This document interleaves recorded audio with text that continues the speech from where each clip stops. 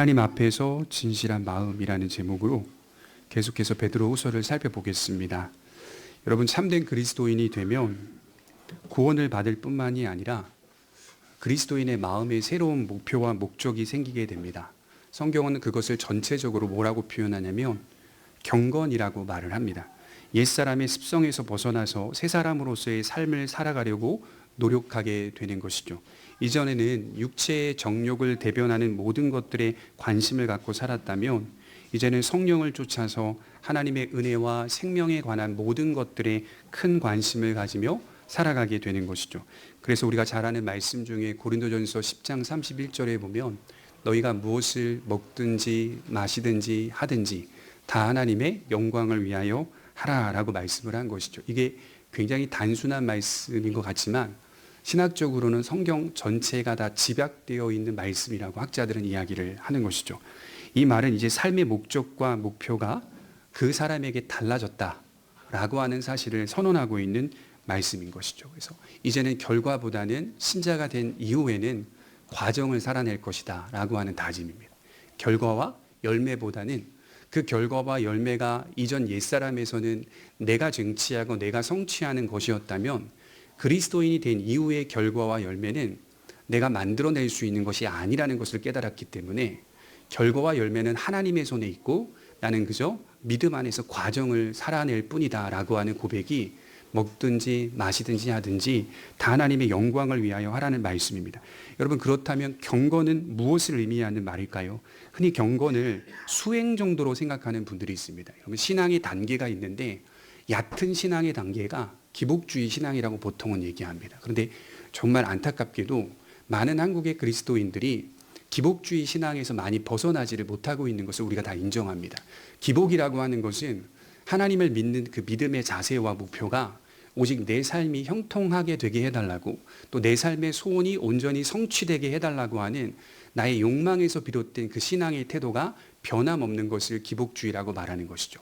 자, 여기서 조금 수준이 높아진 성도의 모습 중에 하나가 바로 기독교를 수행 정도로 생각하는 분들이 있다는 겁니다. 이것도 굉장히 어긋난 신앙의 한 자세라고 볼 수가 있습니다. 경건을 수행하는 정도로 생각하면서 믿음 생활을 하는 분들이 있다는 것이죠. 성경에서도 경건을 훈련이라고 말을 하니까 날마다 신앙으로 훈련하는 어떤 의무와 형식을 말하는 것도 포함이 되어 있으니까 이런 신앙의 자세와 형식이 당연하다고 생각하는 성도들이 있다는 것이죠. 하지만 그것을 성경은 뭐라고 표현하냐면 경건의 모양이다 이렇게 표현을 합니다. 경건의 모양이지 경건의 본질이나 능력은 아니다 이렇게 또 말씀을 하고 있는 것이죠.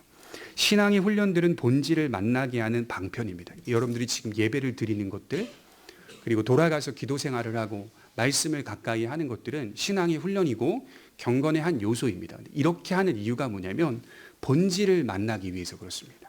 하나님을 진심으로 인격적으로 만나기 위해서 방편으로서 우리가 일들을 감당하는 것이죠. 경건이 수행이 돼버린다면 어떤 일이 벌어질까요? 수행자 본인이 구원을 이루는 당사자가 돼버립니다. 율법주의를 양산하게 되는 것이죠. 우리는 날마다 경건에 힘써야 하지만 이것은 우리 자신이 이 세상에서 남들과 다른 대단한 수준과 경지에 올라가게 된다는 말이 아닙니다. 그래서 불교의 핵심적인 교리 중에 하나가 내가 부처가 되는 거거든요. 불교는 수행을 잘 이렇게 가르치는 종교잖아요. 내가 곧 부처가 된다. 그러니까 이제 종교만 다를 뿐 기독교에서도 이런 신앙의 생활을 하고 있는 많은 신자들이 존재하고 있는 것이죠.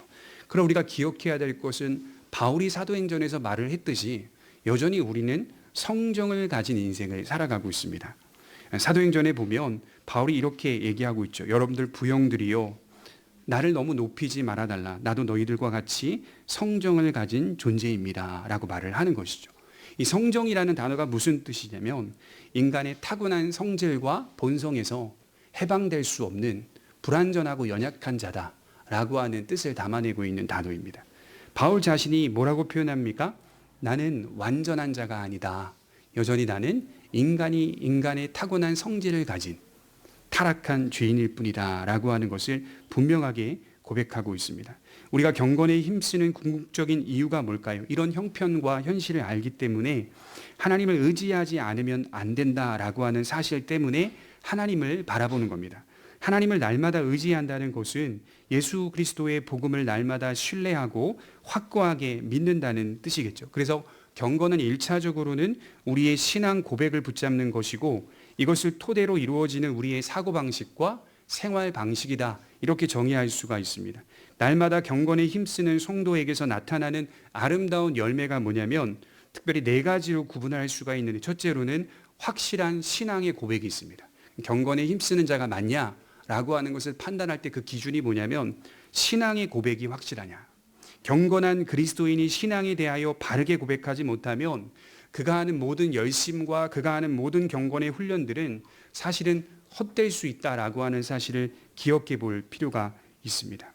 두 번째로는 또 어떻게 구분하냐면 경건을 통하여 나타나는 착한 삶이 있습니다. 하나님을 닮아가려는 삶이 어떤 면에서 보입니다. 모든 면에서 다 보이지는 않겠죠. 그러나 어떤 면에서는 이전의 삶과 다르다고 하는 사실이 보입니다. 또 세 번째로는 타협하지 않는 신앙의 행위가 있습니다. 이제는 예수를 분명하게 믿기 때문에 이전과 지금의 삶이 다르다고 하는 것을 어떤 면에서 기준을 잡고 있습니다. 이 부분은 건드릴 수 없다는 것을, 이 부분은 타협할 수 없다는 것을 분명하게 세워가는 신앙의 모습을 갖고 있습니다. 또 네 번째로는 믿음으로 깨어 있습니다. 이런 형편을 알기 때문에 정신을 차리고 믿음으로 깨어 있으려고 노력을 합니다. 이 모든 것들을 종합해서 말씀을 드리면 뭐냐면 진실한 마음을 유지한다는 뜻입니다. 믿음은 뭘까요? 한마디로 진실한 마음을 가리킵니다. 진실한 마음이란 대상에 대한 하나님에 대한 진실한 마음이 있는 자가 믿는 자다라고 하는 것을 분명하게 말하는 거죠. 그러니까 그 중에 나에 대한 진실한 마음이 큰 사람들이 있어요. 이건 믿음을 말하는 게 아니겠죠. 나에 대한 큰 애착을 갖고 있는 사람이 있습니다. 이것도 믿음을 말하는 게 아니겠죠.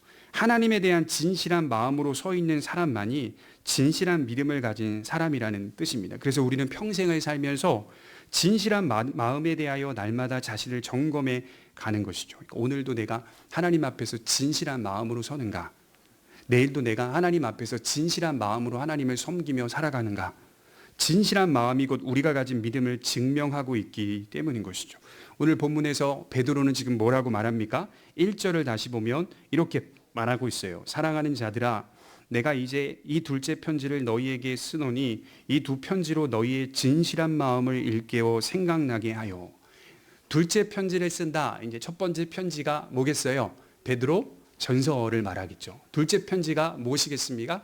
베드로 후서를 말하겠죠. 베드로 전서와 후서를 쓴 목적이 다 같다라고 하는 사실을 분명하게 말하는데 그 목적이 무슨 목적을 갖고 있습니까? 너희의 진실한 마음을 일깨우기 위해서 이 편지를 쓴다. 이렇게 말씀을 하는 거죠. 우선 본문의 맥락은 그들이 이미 진실한 마음을 가지고 있다는 전제가 있습니다. 그러니까 진실한 마음이 없어서 이 편지를 쓴 게 아니라는 거예요.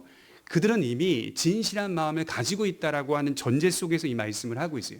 진실한 마음이 없기 때문이 아니라 예수님에 대한 진실한 믿음, 진실한 마음을 가진 자들이었습니다.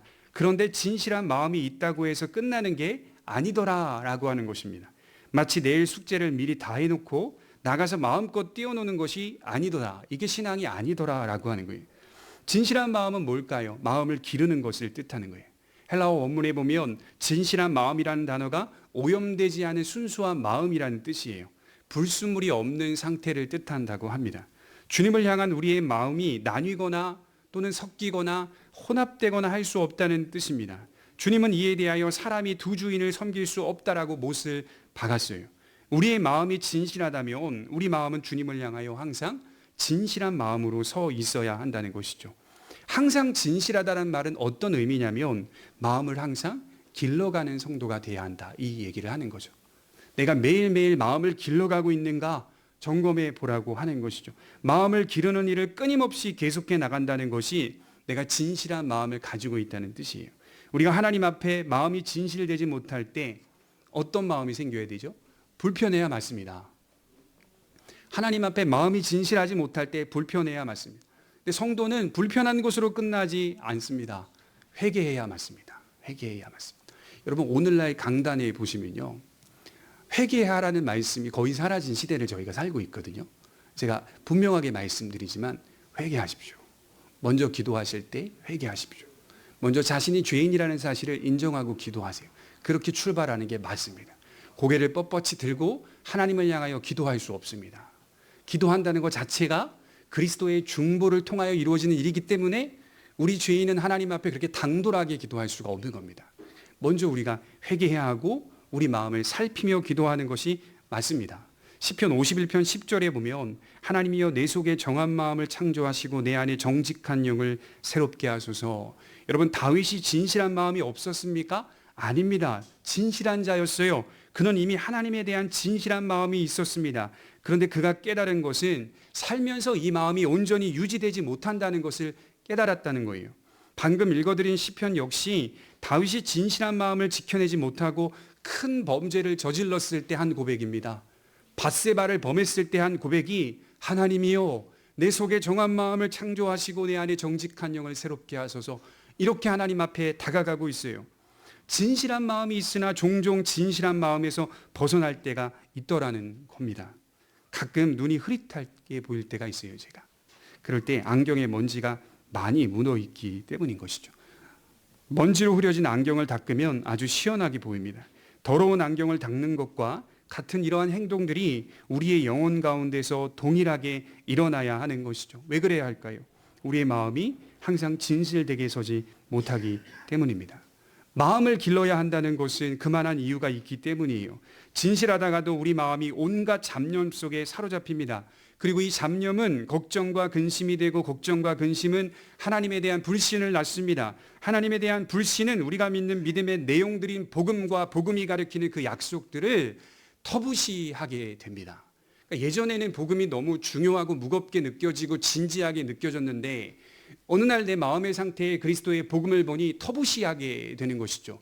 이 터부시하다라고 하는 뜻은 믿지 못하고 신앙생활을 하고 있는데 믿지 못하고 생각하지 못하고 가볍게 여기는 것을 터부시하다라고 하는 말의 뜻입니다. 우리가 살아가는 믿음의 길은 인내로 구성이 되어 있어요. 믿으면 끝이다. 그게 아니라고 우리가 배웠죠. 그 믿음을 증명해내는 인내의 과정을 밟아가게 됩니다. 대부분이 이 인내의 과정 속에서 배교하게 됩니다. 믿음은 구원받는다고? 그러면 나는 내 마음대로 살다가 마지막에 숨이 멎을 때 그때 예수를 고백하면 천국 가겠네 라고 생각하는 사람들은 천국 가지 못하는 거죠. 믿음은 그렇게 발현되지 않아요. 인내로 구성이 되어 있기 때문에 믿음을 인내하며 이루어가는 성도의 과정이 너무나 중요하게 기록이 되고 있다는 것을 볼 수가 있습니다. 그래서 많은 성도들이 교회에 들어왔다가도 초대교회 인내의 과정 때문에 배교하게 됩니다. 믿음은 좋아요. 예수님이 좋아요. 십자가가 좋아요. 은혜가 좋아요. 모든 걸 다 용서하신다고 하니 그런데 인내는 경험하고 싶지 않기 때문입니다. 그가 나무에 달렸다라고 하니까 유대인들이 믿지를 못하는 거죠. 그 예수가 죽은 자를 살리시고 앉은뱅이를 고치시고 안 보이는 사람을 보게 하고 오병이어를 통하여 배를 불리는 그런 역사를 보면서 예수가 좋았는데 나무에 달리니까 나무에 달린 예수가 좋지 않더라는 거예요. 왜냐하면 달린 그 예수의 삶을 우리가 살아내야 한다는 의무와 책임이 주어지니까 우리도 동일하게 이 세상 현실 속에서 고난받아야 한다는 것을 우리가 말씀을 통하여 확인하니까 도저히 나아갈 수가 없는 거예요. 십자가를 부인하면서 아직 예수는 안 왔다 이렇게 생각하는 사람이 이스라엘 사람들입니다. 아직 예수는 안 왔다. 그렇기 때문에 우리의 마음속에 오염이 일어나고 불순물이 섞이게 됩니다. 복음에 대한 바른 이해를 버리고 건전하지 못한 생각을 하게 하고 건전하지 못한 삶을 살게 만들어갑니다. 그래서 베드로는 지금 진실한 마음을 일깨워서 생각나게 한다라고 말씀을 하고 있어요.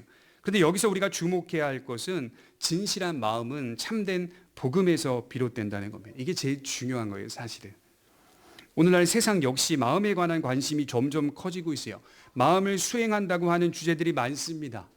저희 첫째 아들도 체육관을 다니는데 어느 날 체육관에서 훈련받고 와가지고 저녁에 물어봐요.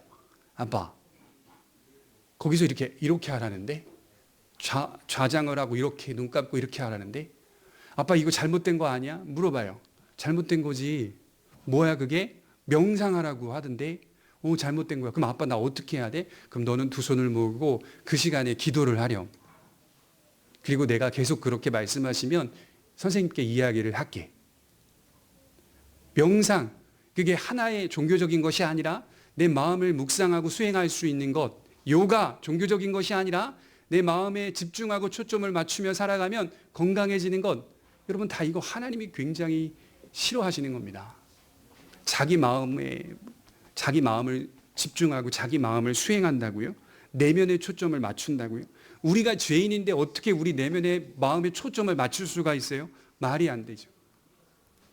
성경에서 말씀하시는 진실한 마음을 길러간다는 것은 참된 복음에서 떠나지 않는 것을 가리키고 하나님의 말씀만이 우리의 마음을 진실하게 한다는 것을 말하는 겁니다. 2절을 보시면 곧 거룩한 선지자들이 예언한 말씀과 주 되신 구주께서 너희의 사도들로 말미암아 명하신 것을 기억하게 하려 하노라. 성경을 면밀히 살펴보라고 하는 거예요. 우리가 믿는 그 십자가의 복음이 사실은 구약에서부터 시작되었다는 것을 말씀하고 있어요. 구약의 거룩한 선지자들이 예언한 말씀들을 분석해 보면 구원과 심판과 회복과 영광이라고 하는 내용들이 그대로 들어가 있습니다. 특별히 그들은 예수님의 초림과 재림을 한 묶음으로 보았습니다. 여러분, 구약 성경에 이 곧 거룩한 선지자들 등장하는 이 인물들이 구약의 선지자들을 말하는데 그들도 역시 지금 베드로식대로 표현하자면 십자가의 복음을 전했다고 하는 거예요. 그들이 전한 복음과 사도들이 전한 명한 그 말씀이 동일했다라고 하는 사실을 지금 말씀하고 있는 내용이거든요. 그러면 어떻게 거룩한 선지자들이 십자가의 복음을 전했는가? 이사야서나 예레미야서나 요엘이나 미가서 같은 경우를 보게 되면 하나님의 심판과 구원이 이 땅에 임하게 되는데 그들은 예수님의 재림을, 예수님의 초림을 한 묶음으로 봅니다. 그러니까 이건 좀 어려운 말이긴 하지만 그래도 알고 계시면 좋아요. 구약 선지자들은 예수께서 이 땅에 초림하시고 난 후에 재림하시게 된다라고 하는 구별된 기간으로 보지 않습니다. 구약의 선지자들은 초림과 재림을 한 묶음으로 봅니다. 그래서 하나님의 심판이 일어나고 하나님의 구원이 일어나고 하나님의 영광스러운 나라가 임하게 된다라고 하는 사실로 봅니다. 그래서 본질적으로 보게 되면 구약이나 신약이나 사도들이 전한 복음이나 구약의 선지자들이 전한 복음이 사실은 같은 복음을 전하고 있다는 것을 깨닫게 되는 것이죠. 그래서 그들이 전한 복음이 본질적으로는 신약이 말하는 복음과 다르지 않다는 거죠. 그러면 신약 시대를 살고 있는 우리들은 어떨까요? 우리는 뚜렷하게 보고 있습니다. 구약의 선지자들은 좀 뚜렷하지는 않아요. 그렇지만 신약의 성도들은 아주 뚜렷하게 말씀을 듣고 그 말씀을 풍성히 이해할 수 있는 형편에 놓여 있는 거예요. 그래서 칼빈은 지금 믿는 성도들이 구약의 성도들보다 믿음이 더 못하다면 이거 정말 큰 문제가 있는 거다라고 얘기를 했어요. 훨씬 더 지금이 풍성하게 믿을 수 있는 때이기 때문에 그렇기 때문에 우리가 복음과 더욱더 가까이 설 수 있다라고 말씀을 하였어요. 베드로는 지금 복음을 강조하는데 복음이 순간의 감정으로 갑자기 결정된 일이 아니라고 말하고 있어요. 순간적으로 갑자기 결정하여 진행된 일이 아니라고 말합니다. 하나님의 큰 계획 속에서 차분하게 이루어져 온 일이 복음의 사건이라는 것이죠. 그래서 우리의 복음이 그렇게 허술하지 않으며 이 복음이 큰 역사 속에서 차분히 성취되어 왔던 것처럼 우리가 가진 믿음을 복음적 신앙 위에 잘 지켜가라고 말씀을 하는 겁니다. 여전히 그 복음은 일을 이루어가고 있다는 사실을 믿으라고 하는 겁니다. 굉장히 허술해 보이고 굉장히 복음이 연약해 보이고 굉장히 복음이 힘이 없어 보이는 것 같아도 하나님의 큰 역사 가운데 복음은 매우 잘 준비되어져 왔고 이루어져 왔으며 오늘도 완성을 향하여 달려가고 있다는 사실을 믿으라고 말합니다. 칼빈은 그의 책에서 이렇게 말합니다. 사람들의 죄된 경향은 항상 자극적이고 뭔가 새로운 것을 추구한다. 사람들이 바른 것을 알고 있음에도 그 바른 것을 버리고 뭔가 새로운 것, 자극적인 것, 흥미가 될 만한 것들을 또 만든다라고 하는 겁니다. 여러분 유튜브를 요즘은 많이 보는데요. 어느덧 유튜브에 사람들이 다 빠져가서 살다가 유튜브의 영상이 조금 바뀌기 시작했어요. 한번 깊이 면밀히 들여다보십시오. 이제는 유튜브 영상이 길게 안 나옵니다. 우리가 잘 아는 것처럼 짤로 나옵니다. 짤로. 유튜브를 보던 사람들이 이제는 유튜브 전체 영상을 안 보고요. 유튜브 안에 짤막하게 잘려져 있는 하이라이트 영상만 봅니다. 그건요. 우리에게 더 잘 전달해 주기 위해서 그렇게 영상을 만드는 게 아닙니다. 우리가 그걸 원하기 때문에 잘 이용하고 있는 거예요. 그래서 신경외과 교수들은 지금 현대인들의 뇌가 팝콘 브레인이라고 정의했어요. 팝콘 브레인. 팝콘 튀듯이 튄다는 거예요. 우리 뇌가. 그 뇌에 맞게끔 사람들을 이용하고 있다라고 분명하게 얘기합니다. 다 지금 짤막짤막한 영상들 그것만 누르고 클릭하고 있잖아요. 우리가 그걸 원하는 게 뭔가 새롭고 자극적이고 흥미로운 것을 원합니다. 설교도 마찬가지예요. 하이라이트만 짤막하게 1분 형식으로 2분 형식으로 잘라서 올리는 설교 영상들 상당히 많습니다. 여러분 그거 보지 마세요. 그렇게 썩 좋은 거 아닙니다. 설교는요 통으로 보는 겁니다. 통으로 보며 설교 말씀을 살펴가는 겁니다. 짤막짤막한 거 가지고 감동 주는 건요 어떤 식으로도 만들 수 있는 영상 한 편 안에 들어가 있는 수많은 편집 작업들이 얼마나 대단한 건지 아십니까? 수십만 원 수백만 원 주면서요 그 큰 교회 목사님들에게 영상을 편집하는 그 과정은 생각한 것보다 상당히 많은 작업의 과정들을 거칩니다. 그것을 통하여 그 사람의 마음을 움직일 수 있다는 거예요. 그런데 하나님의 말씀은 그렇게 우리 영혼을 움직이지 않습니다. 우리가 스스로 말씀에 접근하지 않으면 스스로 말씀을 읽고 이 말씀이 과연 그러한가라고 하는 것을 이해하지 못하면 그 말씀의 의도를 정확하게 파악하기가 어렵다라고 하는 것입니다. 그렇게 우리가 다 변해가고 있어요. 바른 것을 배워도 바른 것을 지킬 만한 힘과 능력도 없고 아직 지키지도 못하면서도 또 새로운 것을 요구하는 그런 우리의 죄된 경향이 존재하고 있다라고 말씀을 하고 있습니다. 오늘날 교회의 가르침들을 보게 되면 시대가 변했으니 복음도 변해야 한다고 생각해서인지 그동안 믿어왔던 공인된 신조들을 버립니다. 어떤 교회는요 사도신경을 안 해요. 예배 때 사도신조를 안 해요. 성도들과 함께 버립니다. 터부시합니다. 그리고 힘들게 살아가는 사람들의 형편과 현실들에만 초점을 맞추어서 하나님 편에서의 말씀보다는 사람 편에서의 말씀들을 가르치기 시작합니다. 하지만 우리 선배들은 하나님을 아는 지식이 곧 사람을 아는 지식이라고 했어요. 저를 알고 싶습니까? 나를 알고 싶습니까? 하나님을 알면 되는 거예요. 하나님이 누구신지를 알면 내가 보입니다. 나를 알아갈 수 있습니다. 하나님을 올바로 알지 못하고 믿지 못한다면 우리 자신도 올바로 알지 못하고 믿지 못한다라고 분명하게 말했어요. 그래서 진실한 마음은 먼저 참된 복음을 믿는 믿음에서 비롯된다라고 하는 겁니다. 그래서 우리 믿음은 수행이 결코 아닙니다. 마음에 집중하는 것도 아닙니다. 오염되지 않은 순수한 복음, 하나님께서 죄인된 인간에게 행하신 그 놀라운 복음을 오늘도 잘 붙잡고 있는 것이 진실한 마음의 출발입니다. 뒤집어 말하면 복음에서 멀어진 자들이 가진 마음은 겉으로 볼 때에는 충성스러워 보여도 열정적인 것처럼 보여도 진실한 마음이 될 수 없다는 거예요. 왜냐하면 하나님께서 내신 그 복음의 길을 올바로 믿지 않기 때문입니다.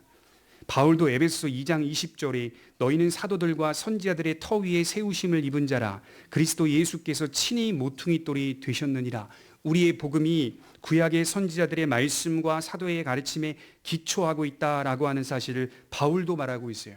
구약과 신약은 서로 통일되어 있다는 말이고 그 가르치는 방향도 동일하다는 것이며 그것은 모두 예수님 안에 담겨져 있는 복음과 약속들이다라고 하는 사실입니다. 그래서 진실한 마음이란 인격보다 앞서서 가르침에 근거한 마음을 말하는 겁니다. 우리의 신앙이 사도적 가르침에 근거한 신앙이 돼야 하고 우리의 신앙만이 진실한 마음이라고 평가받을 수 있는 겁니다. 그래서 저는 진실한 마음은 하나님께서 평가하시는 것인데 그것은 하나님께서 내신 길을 믿는 겁니다. 명하신 말씀들을 순수하게 받아들이고 믿으며 따라 사는 것뿐입니다. 바로 그럴 때 하나님께서 진실한 자로 평가해 주시는 거죠. 우리 사도행전 13장 22절에 보면 하나님이 다윗에 대하여 평가하는데 다윗을 뭐라고 말씀하시냐면 내가 이새의 아들 다윗을 만나니 내 마음에 맞는 사람이라 내 뜻을 다 이루리라 하시더니 다윗에 대하여 내 마음에 합한 사람이라고 평가하고 있습니다. 저는 무엇보다도 다윗을 그렇게 인정한 것은 하나님의 말씀을 바르게 믿었기 때문으로 이해하고 있어요. 또한 그 말씀을 따라 순종했기 때문이고 그 말씀의 통치를 받으며 살았기 때문입니다. 다윗은 어떤 사람이죠? 정말 누구보다도 굴곡진 인생을 살았던 사람입니다. 그는 항상 하나님의 말씀을 그 삶에 두고 있었던 사람입니다. 그 말씀의 통치를 받는 삶을 살았던 사람입니다. 이것이 하나님께 인정을 받았던 비결이라고 믿습니다. 두 번째로 살펴볼 것은 세상에서 그리스도인이 받는 공격은 복음에 대한 공격이라는 사실이죠. 우리가 어떤 공격과 어떤 그 불편한 핍박을 받으며 사는지를 가만히 생각해 보십시오. 그 성질과 범위를 들여다보면 결국에는 우리가 믿는 믿음의 내용을 공격하는 겁니다. 복음의 내용을 공격하는 거죠. 우리 3절을 한번 볼까요?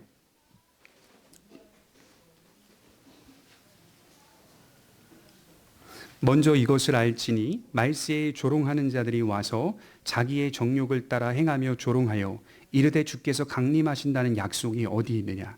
조상들이 잔 후로부터 만물이 처음 창조될 때와 같이 그냥 있다 하니 이는 하늘이 옛적부터 있는 것과 땅이 물에서 나와 물로 성립된 것도 하나님의 말씀으로 된 것을 그들이 일부러 잊으려 함이로라.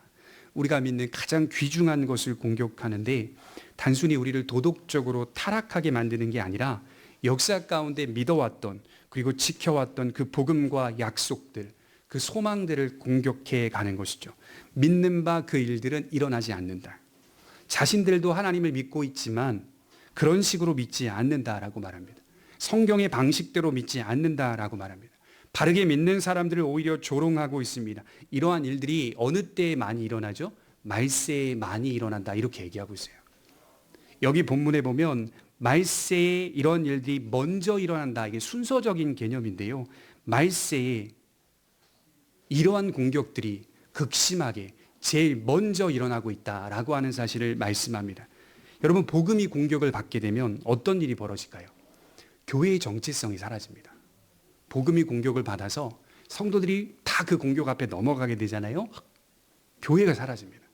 있을 필요가 없습니다. 우리가 왜 교회로 모이는지, 우리가 왜 이 정체성을 가지고 살아가는지 그 의미가 다 사라지게 되는 겁니다. 우리가 가진 가장 중요한 소망이 뭐죠? 하나님의 구원과 하나님의 심판과 우리가 들어갈 부활 신앙과 새하늘과 새 땅 아닙니까? 이 모든 것들을 공격합니다. 그리고 성도들은 지금도 넘어가고 있습니다. 말세의 복음에 대한 공격이 극심해지고 이들이 먼저 등장합니다. 사단은 가장 중요한 것이 무엇인지를 잘 알고 있어요. 그래서 칼빈의 책을 보면 사탄은 목을 겨누고 있다 이렇게 말을 하거든요. 목을 겨눈다. 왜 목을 겨눌까요? 목이 제일 중요하니까. 목을 찌르면요 즉사하니까. 사단은 항상 교회의 목을 겨누고 있다 이렇게 얘기를 하고 있어요. 복음을 겨누고 있다는 거예요. 복음. 우리가 믿는 믿음의 내용들을 겨누고 있다는 거예요. 하나님의 말씀이며 복음이라는 사실을 사탄도 잘 알고 있다는 거예요. 생각해 보면 이 땅의 삶이 아무리 힘들어도 우리 모두가 예수 그리스도의 은혜의 복음 때문에 현실을 살아내는 것이고 인내하며 선을 이루려고 시도하는 거 아닙니까? 그런데 이러한 내용들을 공격하고 우리 안에서 지워버리게 된다면 우리는 완전히 주저앉게 되는 거예요. 왜냐하면 소망을 상실해 버리니까. 마태복음 4장에 주님이 사단에게 받은 시험 역시 복음에 대한 공격이었습니다. 사탄은 그냥 공격한 게 아니에요. 정욕으로 유혹하며 하나님과 그분의 말씀들을 신뢰하지 못하게 공격합니다. 그래서 예수님을 공격할 때 자세히 살펴보면요, 하나님의 말씀들을 비틀어서 사용하고 있는 것을 보게 됩니다. 시편 말씀을 사용해서 공격하거든요. 떨어져 봐. 내 발이 땅에 닿지 않게 지켜줄 거다. 높은 곳에 올려놓고 떨어져라. 하나님의 말씀을 비틀어서 공격하고 있어요. 말씀에 대한 신뢰가 무너지면, 복음에 대한 신뢰가 무너지면 우리 모두는 그저 정욕적인 사람이 되는 것뿐이에요. 그 이상도 그 이하도 아닙니다. 가장 귀중한 것을 공격하는 거예요. 부활신앙이 없습니다. 심판도 없습니다. 재림도 없습니다. 새하늘과 새 땅도 내 마음에 잊혀져 버린 지 오래입니다. 그 뭐만 남죠? 정체성이 사라집니다. 아무것도 안 남습니다.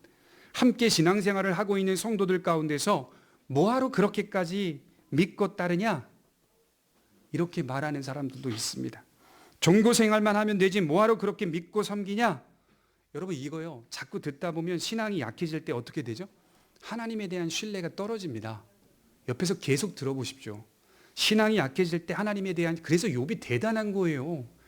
함께하는 아내가 그 얘기를 하는데도 불구하고 하나님을 향하여 어떠한 입술의 범죄도 저지르지 않았다는 것은 수많은 고난을 현실로 다 그 풍파를 맞으면서 모든 것이 하나님께로 왔고 하나님이 가져간다면 그것이 뭐가 불만이냐, 아내에게 그렇게 말하는 것 자체가 엄청난 믿음 아닙니까? 계속 들어보십시오. 하나님에 대한 신뢰가 갑자기 떨어지기 시작해요. 그리고 믿지 않는 사람들의 삶이 보입니다. 부러워요. 저들처럼 편안하게 사는 게 맞는 것 같은데 나중에 어떻게 가는지 아십니까? 억울합니다. 억울해요. 여러분, 바울도 이 감정을 알고 있었어요. 성도들을 보면서.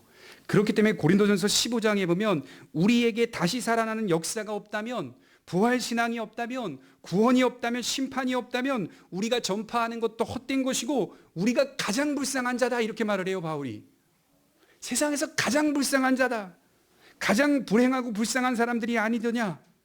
왜냐하면 모든 시간들을 하나님의 영광을 위하여 살았거든요. 그러나 바울이 결론을 내기를 뭐라고 말하냐면 하나님께서 행하셨고 하나님께서 지금도 행하고 계시며 하나님께서 이루실 것을 내가 확신하노라. 그렇게 분명하게 고백하고 있습니다. 그렇기 때문에 주를 위하여 살았던 삶과 여러 헌신들이 하나님 앞에서 의미 있게 서는 겁니다. 성경이 곳곳에서 말하죠. 마지막에 심판, 마지막에 칭찬이 있을 것이다. 마지막에 상급이 있을 것이다. 저와 여러분들이 조금 부족하여도 믿음으로 하나님께 순종했던 삶의 헌신들이 있을 겁니다.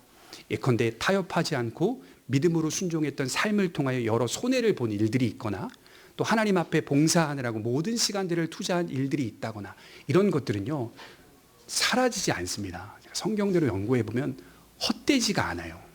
하나님을 위하여 살았던 모든 시간들은 조금은 부족한 신앙이 있다 하더라도요 헛된 것 하나도 없다라고 성경은 말씀합니다. 하나님께서 행하시는 큰 복음의 역사 속에 내가 동참했기 때문입니다. 순수하게 동참했기 때문입니다. 그 진실한 마음을 하나님이 계속 기억하고 계시는 겁니다. 본문의 거짓 교사들과 그들을 따르는 잘못된 사람들이 뭐라고 말하고 있습니까? 4절을 보시면 만물이 처음 창조될 때와 같이 그냥 있다 하니 이게 만물 균일선이라고 하는데요. 처음부터 만물은 유지되고 보존돼 있었다는 뜻입니다. 또한 심판이 어디 있느냐? 예수님의 강림이 어디 있느냐? 그렇게 말하고 있어요. 그들은 바른 믿음을 가진 성도들에게 이러한 공격을 하고 있습니다. 하나님의 창조를 인정하는 것처럼 말하면서도 하나님은 없다고 부인하는 것이고 하나님의 말씀도 그리 중요하지 않다고 여기며 그 말씀이 가리키는 그리스도의 복음 역시 사실은 그렇게 중요하지 않다라고 말씀을 하는 겁니다. 여러분 초대교회가 구성됐을 때 당시의 철학의 중요한 요점은 신은 존재하지만 결코 인간 세상에 침범하거나 개입할 수 없다라고 가르쳤습니다. 인간 세계는 인간 세계일 뿐 신은 만들어 놓고 개입하지 않는다고 가르쳤어요. 이게 에피쿠로스주의입니다. 신은 만들어 놓고 인간 세계에 개입하지 않는다. 핵심적인 그 사상이었어요. 교회 안에도 이러한 사상이 자리를 잡기 시작했어요. 앞으로도 이 세상은 아무런 변동도 없을 테니 마음 놓고 살아가도 된다. 이렇게 주장하고 있었어요. 초대교회 성도들은 마라나타의 신앙이 아닙니까? 주님이 오셔서 완성하실 새로운 세상을 바라보고 있었다는 말이에요. 또한 믿음을 지키면서 만났던 부당한 대우들을 동일하게 원수를 갚았던 것이 아니라 하나님이 마지막 날에 원수 갚아주실 것이라고 믿으며 서 있었던 신앙이었어요. 그런데 이 모든 것들이 없다고 하는 겁니다. 이 모든 것들을 부인하는 거예요. 심지어 같이 신앙생활을 하고 있는 사람들 안에서 이러한 주장이 대두되고 있어요. 집사님, 없어. 그냥 마음의 평안 유지하면서 신앙생활만 해. 그런 거 없어. 부활도 없고 주님의 강림도 없고 심판도 없고 원래 여기 이 세상에 원래 있었다니까? 없어. 베드로는 그들에게 이런 주장을 하고 있는 그들에게 5절에 이렇게 말씀을 하고 있어요. 그들이 하나님의 말씀으로 된 것을 일부러 잊으려 한다라고 비판합니다. 이 주장을 펼치고 있는 그들의 마음이 진실한 마음이 아니라는 거예요. 그들은 정욕적인 사람들일 뿐이다 라고 얘기합니다. 교회 내에서 오직 정욕만을 생각했던 사람이라는 뜻입니다. 그러니 바르게 믿는 사람들을 보면 그저 한심해 보이고 조롱합니다. 3절에 조롱하는 자들이 조롱하여 두 번이나 조롱이라는 단어가 나오는데요. 이게 뜻이 뭐냐면 소중한 주제를 가지고 장난을 친다라는 뜻이에요. 아주 무겁고 진지한 주제를 가지고 장난을 치는 사람들이었다는 거예요. 하나님의 말씀을 일부러 잊으려 하면 결국 육체적인 삶만 남습니다. 육체가 즐거워하는 삶만이 가장 고귀하고 고결한 삶이라고 믿는 겁니다. 그래서요, 우리가 쾌락주의 나쁘다라고 말하지만 당시 철학에서 쾌락주의는 굉장히 존경받았던 사상이었어요. 나름대로 의미가 있는 사상으로 보았어요. 왜냐하면 쾌락은 행복과 직결되어 있기 때문에 사람이 쾌락주의로 빠진다는 것은 행복을 추구하는 삶을 쫓는다라고 하는 의미를 갖고 있기 때문에 굉장히 중요하게 높이 평가를 받았던 시대였습니다. 그런 삶을 살아가라. 너만 행복하면 되고 너의 삶만 행복하면 돼. 이게 교회 안에도 그대로 침투해 들어왔어요.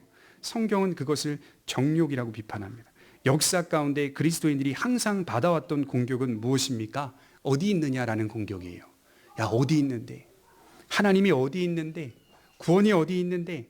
창조가 어디 있는데? 심판이 어디 있는데? 보여봐라. 눈에 보이면 믿겠다라고 하는 이 질문은 항상 들어온 질문이었습니다. 베드로는 이렇게 대답하고 있어요. 역사를 살펴봐라. 한번 뒤돌아봐라. 역사를 살펴봐라. 이 세상 역사가 항상 균일하게 보존되어 온 것이 아니라고 말합니다. 항상 변동 없이 이어져 온 것도 아니라고 말합니다. 우리 6절을 같이 읽을까요? 6절을 같이 읽겠습니다. 시작. 이로 말미암아 그때의 세상은 물이 넘침으로 멸망하였으되. 여러분, 헬라 문명 가운데에서도 노아의 홍수 사건은 대체로 역사적인 사실로 인정을 받고 있었습니다. 인류의 대홍수가 하나님의 말씀으로 일어났다는 사실을 밝히고 있습니다. 변함없이 이 세상이 유지되어 온 것처럼 보이지만 사실은 들여다보면 크게 작게 많은 변동이 있었고, 그것은 단순히 자연현상으로만 치부할 수 없다라고 하는 사실을 분명하게 말하고 있어요. 하나님의 말씀에 따라서 이루어져 온 일이다, 이렇게 말씀을 하죠. 신학에서는 자연을 제2의 원인이라고 말합니다. 세상에서는 자연을 제1의 원인으로 생각합니다. 하지만 성경은 자연을 제2의 원인이라고 정의합니다. 제1의 원인이 누구시죠? 하나님이라고 말씀을 합니다. 제2의 원인은 제1의 원인에 항상 종속되어 있다라고 성경은 말합니다. 그러니까 에너지의 기원을 살펴보면요, 저도 이제 궁금하니까 과학책들을 얕게 이렇게 계속 살펴보고 읽어보고 하는데요. 요즘은 이제 칼 세이건이 쓴 코스모스라고 하는 책을 읽는데요, 한 700쪽 정도 돼요. 엄청 두꺼운 책인데 굉장히 의미가 있더라고요. 이분 예수님 안 믿는 사람입니다. 하나님 부인하는 사람입니다. 근데 과학자들이 에너지의 기원을 따라가 보면 뭐라고 결론을 내리냐면 에너지의 기원이 우연이라고 말합니다. 우연. 도대체 에너지가 어디서 왔는가, 또 기원을 찾고 또 기원을 찾고 기원을 찾고 기원을 찾고 기원을 찾아서 마지막 만나게 되는 게 우연이라고 해요. 재밌지 않으세요? 과학이 최고라고 사람들이 말하잖아요. 근데 과학이 마지막 기원을 갔더니 과학이 하는 말이 우연이라고 말해요. 제 말이 아니라 과학자들이 하는 말이에요. 알 수가 없다, 이 얘기를 한 거예요. 과학만이 믿을 만하다고 말하지만 과학자들 역시 들어가 보면 수많은 가설과 추측을 통해서 이야기들을 만들어냅니다. 과학은 스토리가 붙어야 되거든요. 이야기를 꼭 만들어내요. 과학 그 자체의 현상을 말하는 게 아니라 어떤 이야기를 구성하는 게 되게 중요하거든요. 여러 가설과 추측들을 통하여 이론을 만들어냅니다. 기원으로 들어가 보면 그 마지막에는 우연이라고 말하니 이게 도통 믿을 수가 없는 겁니다. 여러분, 그 우연이 제1의 원인이라고 믿는 사람들입니다. 저와 여러분들은 제1의 원인이 하나님이심을 믿습니다. 그 우연의 자리가 우연이 아니라 하나님의 자리였다는 사실을 우리는 믿으면서 살아가는 사람들입니다. 하나님께서 말씀으로 세상을 창조하신 것처럼 말씀으로 세상을 심판하시고 말씀으로 이 세상을 유지하시고 보존하고 계십니다. 멸망했다면, 저는 그런 생각이 들더라고요. 오늘 말씀 준비하면서 멸망했다면 몇 번이고 멸망했어야 맞아요. 몇 번이고. 오랜 역사를 들여다보면 얼마나 많은 홍수들이 있었고 얼마나 많은 화산 폭발이 있었고 얼마나 많은 지진이 있었는지 몰라요. 여러분, 오히려요, 과학자들이 말하기를 지금 시대에는 지진이 별로 안 일어나는 거랍니다. 저 깜짝 놀랐어요. 저 지금 많이 일어나는 줄 알았거든요. 초대교회가 살고 있었던 이 시대가 훨씬 많았대요. 화산 폭발도 그 시대가 훨씬 많았대요. 몇 번이고 멸망했어야 맞아요. 하지만 하나님은 긍휼의 원칙으로 이 세상을 보존하고 계십니다. 또 심판의 원칙으로 이 세상을 유지하고 보존하며 지키고 계십니다. 이 두 개의 관점을 잘 이해하셔야 돼요. 우리 7절을 마지막을 한번 볼까요? 7절 같이 읽겠습니다. 시작. 이제 하늘과 땅은 그 동일한 말씀으로 불살하기 위하여 보호하신 바 되어 경건하지 아니한 사람들의 심판과 멸망의 날까지 보존하여 두신 것이니라. 자, 우리 눈에 보이는 하늘과 땅이 보호를 받고 있대요. 여러분, 보호라는 단어는 상당히 좋은 단어죠. 보호를 받고 있대요. 하나님의 말씀으로 보호를 받고 있대요. 굉장히 좋은 의미 같습니다. 하지만 되게 어려워요. 이 보호를 받는 이유가 뭐냐면 불사르기 위하여 보호를 받는데요. 하나님의 큰 심판을 위해서 유지되고 있다는 말입니다. 보존하고 있다는 거예요. 보호를 받고 있다는 거예요. 보호는 좋은 단어이지만 베드로는 지금 보호라는 단어를 심판과 결부시켜서 설명하고 있습니다. 왜 하늘과 땅이 여전히 보존되고 유지되는지 아는가? 그것은 너희를 심판하기 위하여 그분의 말씀으로 보호받고 있다는 뜻이다. 경건치 아니하는 자들을 강력하게 심판하기 위하여 하나님이 이 땅을 보존하고 계실 뿐이다. 굉장히 어려운 말입니다. 그럼 우리는요, 금세 이해가 돼요. 13절을 한번 볼까요? 우리 13절에 보면 이렇게 말하고 있습니다. 같이 읽겠습니다. 시작. 우리는 그의 약속대로 의가 있는 곳인 새하늘과 새 땅을 바라보도다. 의인에게는 오늘 이 세상이 하늘과 땅이 구원을 받기 위한 과정이 되겠지만, 악인에게는 오늘 이 세상이 하늘과 땅이 큰 심판을 쌓아가는 공적이 된다라는 사실입니다. 저희는 지금 새하늘과 새 땅을 들어가기 위한 의인의 과정을 살고 있지만, 악인은 지금 큰 심판을 쌓아가는 공적의 삶을 살아가고 있어요. 이 두 가지의 개념이 같이 들어가 있는 말씀입니다. 분명한 사실은 오늘도 하나님께서 그의 동일한 말씀으로 이 세상을 떠받치고 있다는 말입니다. 그래서 7절에 그 동일한 말씀으로라는 종합적인 표현을 쓰고 있는 겁니다. 말씀을 정리하려고 해요. 결국은 하나님께서 무엇을 보실까요? 하나님의 말씀을 신뢰하느냐, 신뢰하지 않느냐를 보십니다. 우리의 마음을 진실하게 길러가는 것도 결국은 하나님의 말씀뿐입니다.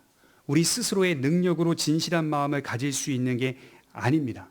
우리가 말세에 취해야 할 바람직한 자세는 예나 지금이나 오직 하나님의 말씀으로 마음을 길러가는 겁니다. 이 세상 어떤 것도 중심이 되거나 기준이 되지 못합니다. 왜냐하면 자꾸 변하기 때문이죠. 영원히 남는 게 뭘까요? 제가 세 가지를 말씀드릴게요. 영원히 남는 거. 첫 번째 뭐냐면 그리스도와 십자가의 부활, 복음은 영원히 남습니다. 영원히 나요. 두 번째로 뭐냐면 그리스도의 말씀을 따라 살았던 순종이 영원히 남습니다. 순종이 영원히 나요. 제가 우리 부모님의 삶을 회상하듯이, 저희 아이가 제 삶을 회상하듯이, 우리 아빠의 이름이 뭐다, 이게 남지 않습니다. 우리 아빠가 어떻게 살았는지 삶을 남깁니다. 그 삶은 계속 자녀들에게 회상이 됩니다. 이건 영원히 남습니다. 그리고 세 번째로 영원히 남는 건 뭐냐면 하나님의 말씀이 영원히 남습니다. 하나님의 말씀만이 영원히 남습니다. 세상이 어떤 공격을 해올지 우리는 이미 예상하고 있어야 합니다. 칼빈은 이 본문의 말씀을 주석하면서 뭐라고 표현을 했냐면 만반의 준비를 하라, 이렇게 얘기를 하더라고요. 성도는 갑자기 밀어닥치는 공격 앞에서 당황해하지 말라고 얘기합니다. 세상이 어디까지 공격하는지를 보라. 우리가 믿는 믿음의 내용까지 공격하고 있다. 하나님의 심판과 구원과 재림과 새하늘과 새 땅을 공격하고 있다. 여기까지 공격할 것을 예상하고 있으라. 그렇게 칼빈은 얘기를 하더라고요. 그래서 칼빈이 뭐라고 말하냐면 나의 심장을 주께 드리나이다, 이렇게 고백을 했던 거예요. 항상 내 심장을 주께 드리나이다. 그런 믿음만이 이 세상의 어떤 공격 앞에서도 당황하지 않는 겁니다. 그런데 그 믿음은 오직 복음과 그 약속의 말씀 위에 설 때, 한 치의 오차도 없이 벗어나지 않을 때 강건하게 승리할 수 있는 믿음이 되는 것입니다. 우리 모든 삶이 오직 그리스도의 복음 앞에 분명하게 서서, 분명하게 서는 그 믿음이 우리의 마음을 영원히 길러간다는 사실을 확고하게 붙잡으며 승리의 길을 걸어가는 저희들 모두가 되시기를 바랍니다. 기도하겠습니다.